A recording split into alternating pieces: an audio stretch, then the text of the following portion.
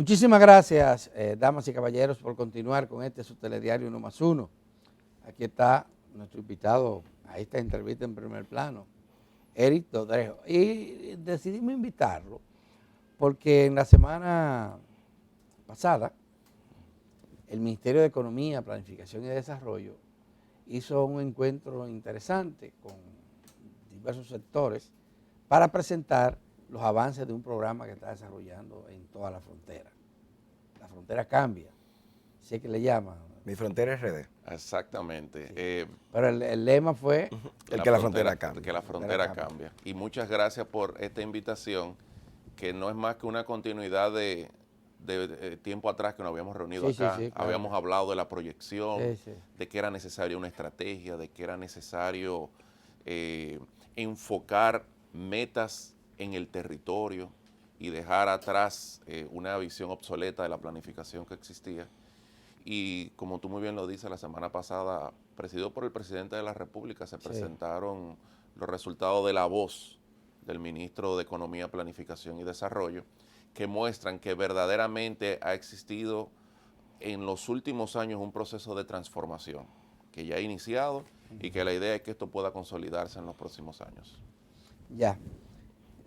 ¿Qué es lo que se podría mostrar como cambio significativo en la frontera en el periodo que ustedes están al frente? Mira, yo creo que lo más importante de todo es que hemos pasado de un instrumento que se generaba en el pasado como enlatados que iban a imponerse en la zona fronteriza a un instrumento donde hay participación de las comunidades. En ese acto estuvieron representaciones de las gobernaciones, congresistas, asociaciones sin fines de lucro, organismos de cooperación internacional, personas del territorio. Y esto nos permite generar una estrategia ajustada a las necesidades y al potencial de ese territorio. Y la primer gran transformación que podemos evidenciar en términos económicos es que la inversión pública ha aumentado. Si vemos la inversión pública realizada entre el 2021 y 2023 y lo comparamos con el 2016-2019, en la zona fronteriza ha aumentado en un 81.8%. ¿De cuánto estamos hablando?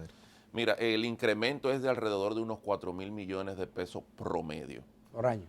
Por año. Sin embargo, es importante resaltar que en el 23 registrado ha llegado esa inversión pública hasta 12.000 millones de pesos.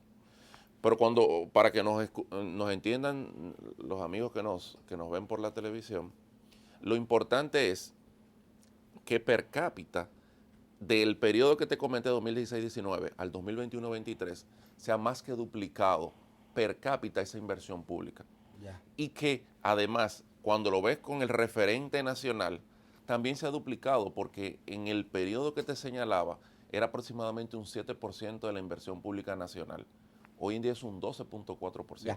Esta inversión, Eric, parece que se ha centrado en 3 puntos de la región fronteriza. Pedernales, que se ha llevado la mayor tajada del pastel, y Manzanillo, en la provincia de Montecristi. ¿Es así o no? No, mira. Además de la presa, por supuesto. Bueno, está Monte Grande que se puede exhibir. Sí. También está todo un trabajo alrededor del sistema de mercados fronterizos, donde hay una inversión también adicional. Hay un complemento a la inversión privada que también se resalta en otros puntos de la geografía nacional. Mira, yo creo que lo importante en la zona fronteriza, aunque estoy de acuerdo contigo que hay una gran inversión, tanto en Cabo Rojo, en Pedernales, en el sistema, en Manzanillo, que se desparrama hacia Dajabón, hacia Santiago Rodríguez. Pero lo importante es que no estamos, si nos remembramos a la pirámide de Maslow, estamos en la base, en la zona fronteriza, donde son las necesidades básicas insatisfechas a las que estamos apuntando, donde con pocos recursos se genera un cambio extraordinario. Y te voy a poner un solo ejemplo. Hay un programa con las asociaciones sin fines de lucro, orientado a las 50 comunidades más pobres de la zona fronteriza. Es decir, es un programa y es una estrategia ubicado a reducir la pobreza extrema. Y se ha incrementado entre el 2021 y 2023, o sea, en más de un 180%, porque ha pasado de 70 millones a 200 millones. Tú dices, ¿por qué son 200 millones? Pero con esos 200 millones se han intervenido 42 operaciones en lo que va de este periodo y lo que resta del año.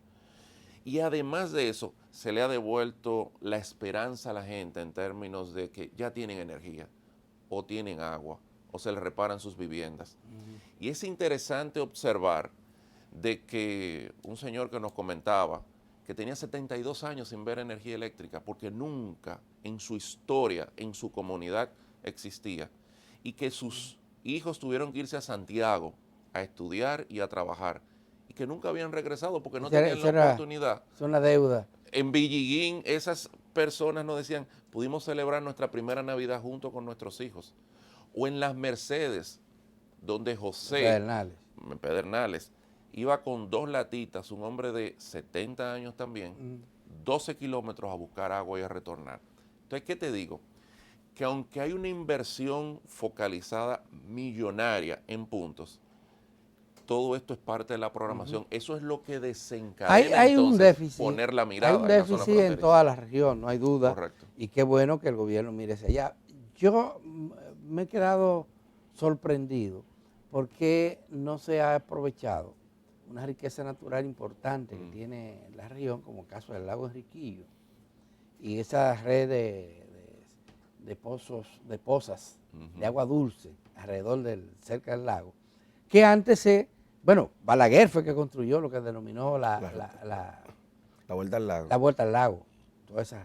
Y está prácticamente esa avenida, esa carretera, desde la Descubierta hacia Neiva y de Neiva a Tamayo, no está intervenida.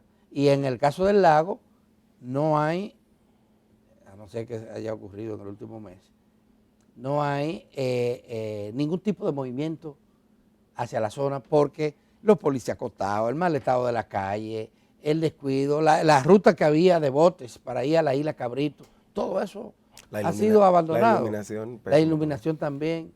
¿Qué pasa ahí, Eric? Mira, qué bueno que tú lo señalas y me gusta que señales lo de la Vuelta al Lago, porque ese casualmente es una de las 90 iniciativas de la estrategia. Quiero recordar a los amigos que son 90 iniciativas, ya se han iniciado más de la mitad, pero esto es una deuda histórica, esto no es una deuda de meses, es de décadas. Y lo que tú señalas es clave.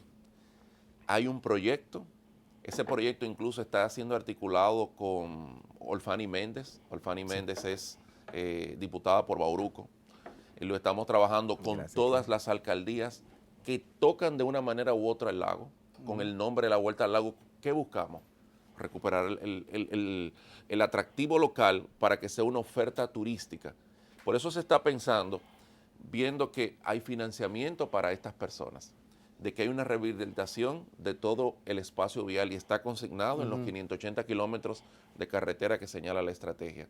El presidente señaló el pasado jueves la conexión Pedernales, Hoyo de Pelempito, Puerto Escondido, que es lo que va a permitir que los turistas que llegan a Pedernales, ya sea por vía crucero o por otra vía, en poco tiempo puedan cruzar hacia el lago Enriquillo. Porque entendemos que el escenario natural de la zona fronteriza es inigual. No lo tenemos alrededor del país. Es decir, tenemos lagos, tenemos un 68% de área protegida en Pedernales y un 50% en toda la zona fronteriza. Eso hay que aprovecharlo. Y ese escenario, entonces, ¿qué es lo que estamos haciendo? Capturando, registrando el empresario local, la ama de casa, la que ofrece el dulce, la que ofrece el alojamiento, para que sean ellos los que se beneficien de este desarrollo. Yo no sé si tú sabes que ahí en La Descubierta, en Neiva, en todos sus pueblos cercanos, en Villajaragua, se entrenaron a moradores, gente de ahí, para que sirvieran de guías costuristas. De guías. Entonces ese esfuerzo se perdió, un esfuerzo interesantísimo que ha hecho el Estado. Pero es que la verdad, Alberto, tú que conoces la zona, es que ha habido un abandono, y yo no estoy hablando ni de una administración u otra, es histórico.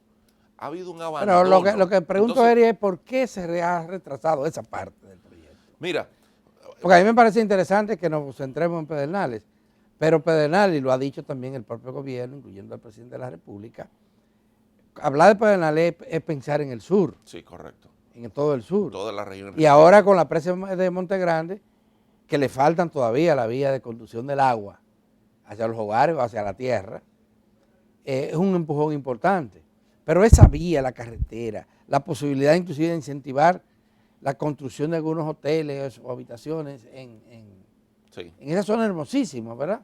Mira, no nos hemos olvidado, lo que sucede es que en función de cubrir las necesidades básicas, el primer elemento, y así fue que inició en Pedernales, es generar empleos.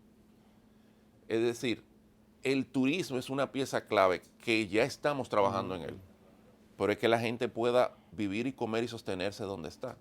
Por eso ahí en Bauruco, uno de los proyectos es el Centro Agroindustrial Enriquillo Norte, que lo que busca es aprovechar toda la materia prima de Tamayo, de Cabral, del mismo Neiva, de Galván, y todo eso ¿Materia prima como cuáles? Como el plátano, por ejemplo. Para hacer... yo primero, porque tiene dos componentes, y esto se está haciendo con la FAO y con agricultura. Yo fortalezco a los productores. Si es en plátano, es que ellos tengan calidad, eficiencia y que entreguen un producto a tiempo. Sí. Pero el sector privado invierte entonces para empaquetar, para cortar, para generar un nuevo producto. Agregar valor. Agregar valor. Entonces, estamos hablando de varios frentes, porque lo de la carretera también está planteado. Sí, es que la carretera para el plátano. Me está hablando de los productores de plátano. Uno de los temas es, el plátano allá se vende a una quinta parte de lo que cuesta aquí. Correcto. Y parte de esa diferencia tan grande tiene que ver con el transporte. Con el transporte. Entonces, como está la carretera, que además es como si fuera una sola militar, con un policía acostado, una zanja grandísima cada kilómetro. Por eso, dentro del proyecto, hay una partida presupuestaria para los caminos interparcelarios. Sí. Y te voy a dar el ejemplo en términos de los policías acostados, que es una dinámica de todo el país. Sí, sí. ¿Por qué? Porque las ciudades se han mal construido y en lugar de generar circunvalaciones o que la ciudad no toque la vía primaria, están en el centro. Los 72 famosos policías acostados de Santiago a Montecristi se eliminaron. Hay toda una política ahora de que esos policías acostados sean transformados y cambiados por toperoles y señalización. ¿Dónde? En las escuelas y en los hospitales. En la zona donde hay que tener mayor nivel. Entonces, es una política. Lo que sucede es que tantos años de atraso requieren prioridades. Sí. Y las prioridades nos van a traer entonces generar un clima donde entonces, turismo. Bueno, ahora sí llega el turismo acá. Pero no lo estamos dejando tampoco a un lado. Se está trabajando de manera que esos paisajes, no solamente como el lago Enriquillo, como la parte de la Suey que vemos desde acá de Jimaní. También. O como lo que vemos en Bánica y las Azufradas. Sí, sí, sí. O como lo que vemos en Río Limpio, que son paisajes que los dominicanos no conocen. Sí, sí, sí. O lo que señalaba el presidente en Hondo Valle, que eso es un Jarabacoa o un Constanza en la zona de frontera. Esos paisajes, y para eso se está habilitando la carretera también, Cercado, Juan Santiago, Hondo Valle. ¿Qué es lo que va a permitir? Que entonces nosotros nos acerquemos más a la zona fronteriza. Y como dice la estrategia, es mi frontera.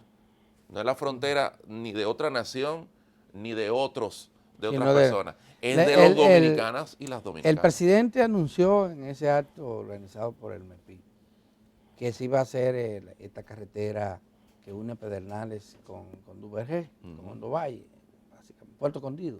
Con Puerto Escondido. Sí. Puerto Escondido por ahí. Es interesante.